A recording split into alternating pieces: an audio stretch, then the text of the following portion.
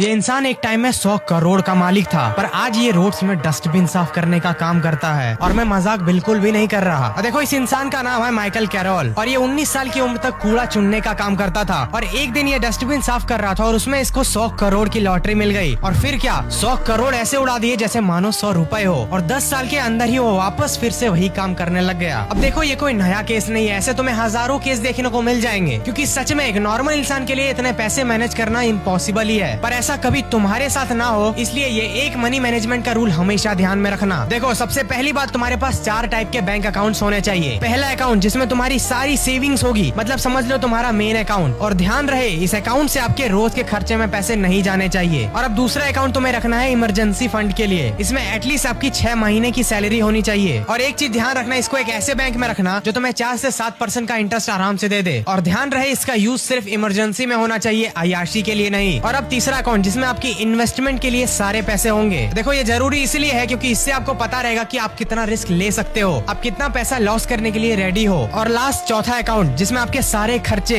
Rent, bill, shopping, party, ये सब होगा। और जब इसका बैलेंस खत्म हो जाए तो समझ लो उस महीने की मस्ती भी खत्म हो जानी चाहिए। अब देखो, तुम्हें इतने आसान भाषा में कोई मनी मैनेजमेंट का रूल नहीं सिखाएगा। तो अगर फाइनेंस और बिजनेस में थोड़ा भी इंटरेस्ट रखते हो तो मुझे फॉलो करके जाना।